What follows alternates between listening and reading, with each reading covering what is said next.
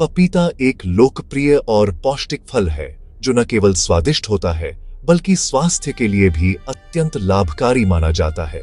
भारत में इसकी खेती का महत्व लगातार बढ़ता जा रहा है क्योंकि यह फल हर मौसम में उपलब्ध रहता है और इसकी खेती से किसानों को अच्छा लाभ मिलता है।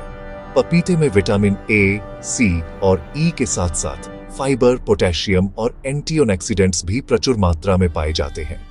यह शरीर की रोग प्रतिरोधक क्षमता को मजबूत बनाता है और त्वचा को भी स्वस्थ रखता है।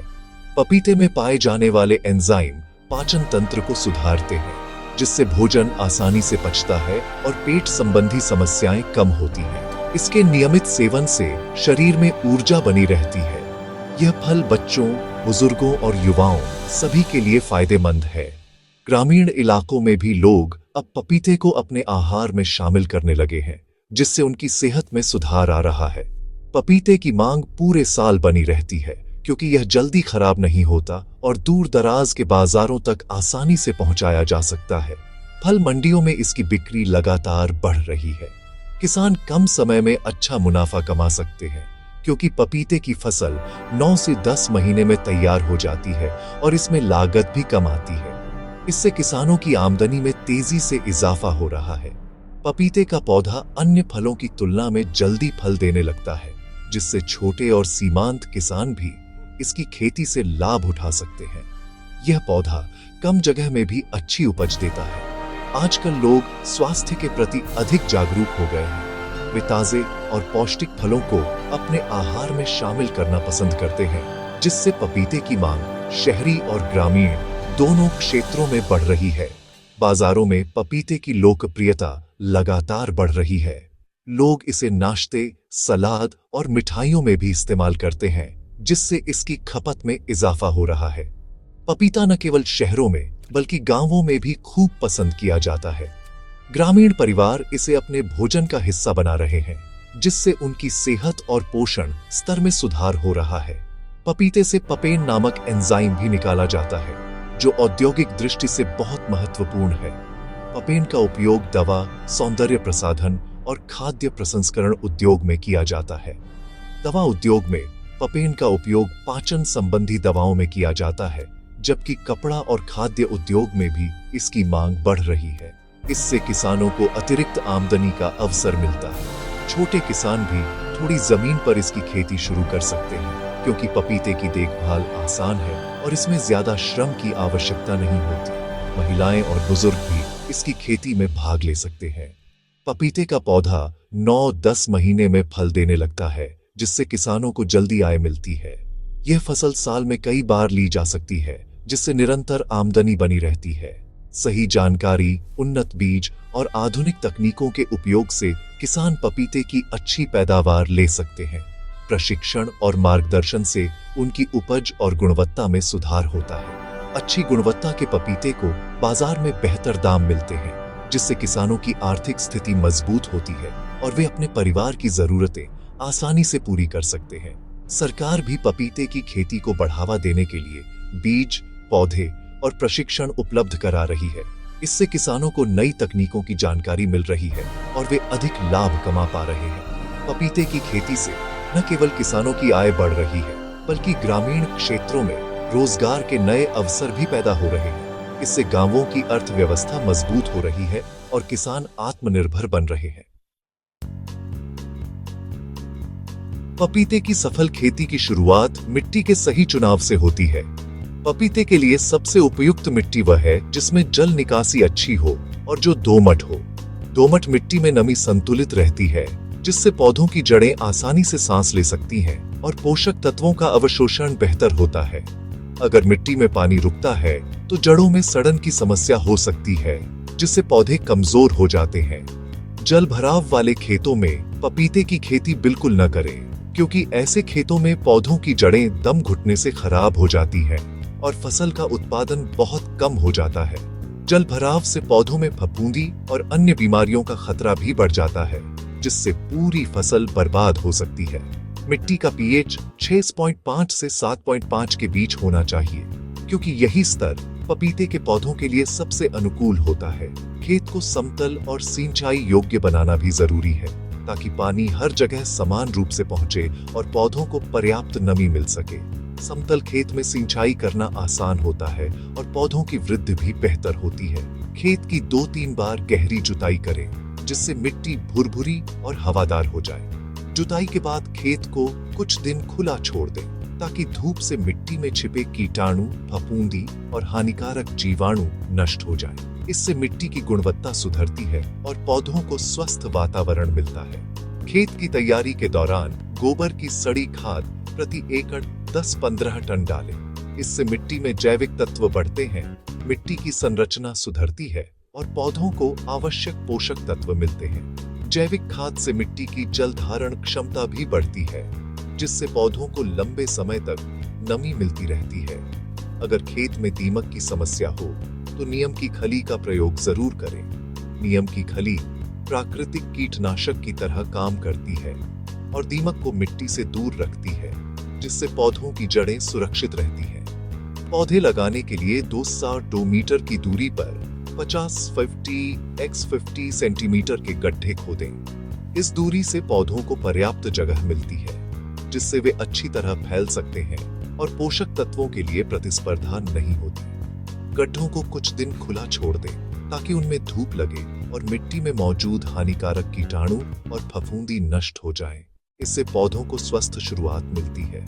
इन सभी तैयारियों के बाद आपका खेत पपीते की अच्छी फसल के लिए पूरी तरह तैयार हो जाता है। सही मिट्टी, उचित जुताई, जैविक खाद और कीट नियंत्रण, ये सभी कदम पपीते की खेती की मजबूत नींव रखते हैं और भविष्य में अच्छी पैदावार सुनिश्चित करते हैं। पपीता उष्णकटिबंधीय फल है, जिसे 22-30 डिग्री तापमान और गर्म नम जलवायु चाहिए। पाला और बहुत ठंड नुकसानदायक है, इसलिए ऐसे क्षेत्रों में खेती से बचें। तेज हवाओं से पौधे टूट सकते हैं, इसलिए खेत के चारों ओर वायुरोधी पेड़ लगाएं। हल्की या मध्यम वर्षा वाले क्षेत्र उपयुक्त है, लेकिन जल निकासी जरूरी है। रोपाई का सबसे अच्छा समय जून-जुलाई है, लेकिन सिंचाई हो तो फरवरी-मार्च या सितंबर-अक्टूबर भी सही है। पौधों को भरपूर धूप चाहिए, छाया में फल कम लगते हैं। सही जलवायु और धूप से फलों की मिठास और गुणवत्ता बढ़ती है। सही किस्म का चुनाव पपीते की खेती में सफलता की कुंजी है। लोकप्रिय किस्मों में पूसा नन्हा, Pusa dwarf, Taiwan red lady 786 और कुर्ग हनी ड्यू शामिल हैं। ताइवान रेड लेडी छोटे पौधे और मीठे फल देती है, जबकि पूसा नन्हा कम जगह के लिए उपयुक्त है। बीज हमेशा विश्वसनीय स्रोत से खरीदें और पैकेट की एक्सपायरी जरूर देखें। खराब बीज से अंकुरण कम होता है और नुकसान होता है। बीज बोने से पहले फफूंदनाशक से उपचारित करें। सही किस्म और बीज से अच्छी पैदावार और मुनाफा मिलता है। बीजों को नर्सरी में उगाना बेहतर है, इससे स्वस्थ पौधे मिलते हैं।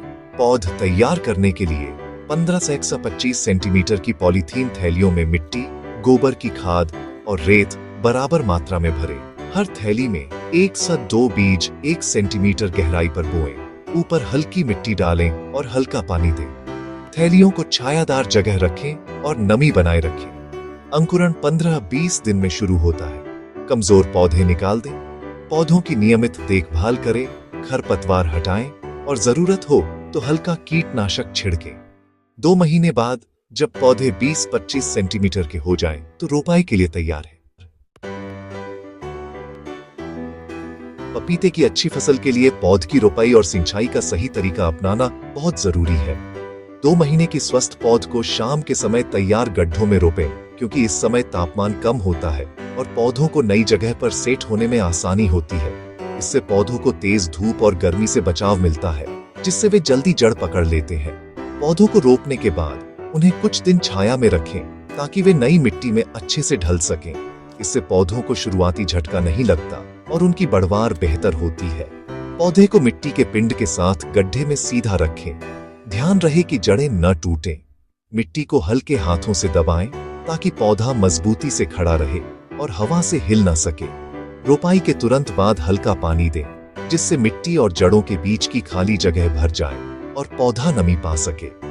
शुरुआती दिनों में पानी की मात्रा कम रखें, लेकिन नियमितता बनाए रखें। पपीते को नियमित लेकिन सीमित पानी चाहिए। गर्मियों में हर 6-8 दिन पर सिंचाई करें ताकि मिट्टी में नमी बनी रहे और पौधे सूखे नहीं। अधिक पानी देने से जड़ें सड़ सकती हैं, इसलिए संतुलन जरूरी है।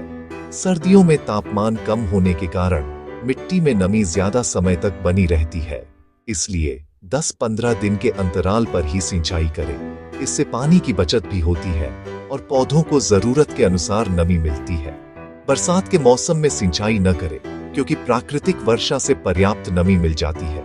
जल भराव से बचना बहुत जरूरी है क्योंकि इससे पौधों की जड़ें गल सकती हैं और पौधे मर सकते हैं। आधुनिक खेती में ड्रिप इरिगेशन प्रणाली का उपयोग बहुत फायदेमंद है। इससे पानी की काफी बचत होती है और पौधों को लगातार नमी मिलती रहती है, जिससे उनकी बढ़वार तेज होती है।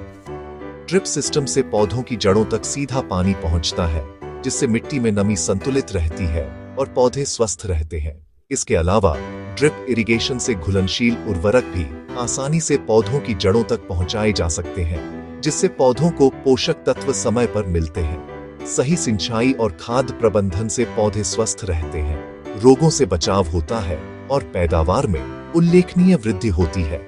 इस तरह थोड़ी सी सावधानी और आधुनिक तकनीक अपनाकर आप पपीते की खेती में बेहतर उत्पादन पा सकते हैं। पपीता तेजी से बढ़ता है, इसलिए नियमित पोषक तत्व जरूरी है। एक पौधे को साल में 200-250 ग्राम नाइट्रोजन, 200-250 ग्राम फास्फोरस और 400-500 ग्राम पोटाश चाहिए। खाद को 5-6 हिस्सों में बांटकर हर 2 महीने में दें। जैविक खाद जैसे नीम की खली, वर्मी कंपोस्ट और सरसों की खली का भी प्रयोग करें। सूक्ष्म पोषक तत्वों की कमी दिखे तो उनका छिड़काव करें। फूल और फल बनने के समय पोटाश की मात्रा बढ़ाएं। संतुलित पोषण से पौधे स्वस्थ रहते हैं और फसल की गुणवत्ता बढ़ती है। पपीते में तना गलन, papaya ring spot virus, mealybug और मकड़ी जैसे रोग कीट नुकसान पहुंचाते हैं। तना गलन से बचाव के लिए जल निकासी रखें और जरूरत पर फफूंदनाशक डालें। Papaya ring spot virus aphids से फैलता है, इसलिए एफिड्स नियंत्रण जरूरी है। मिलीबग के लिए नीम तेल या जरूरत पर कीटनाशक छिड़कें। मकड़ी नियंत्रण के लिए सल्फर या एबामेक्टिन का प्रयोग करें। खेत को खरपतवार मुक्त रखें और रोगग्रस्त पौधे तुरंत हटा दें। जैविक और रासायनिक उपायों का संतुलित प्रयोग करें और समय समय पर निरीक्षण करें। पपीता रोपाई के 9-12 महीने बाद फल देने लगता है। फलों का रंग हल्का पीला हो तो तुड़ाई करें।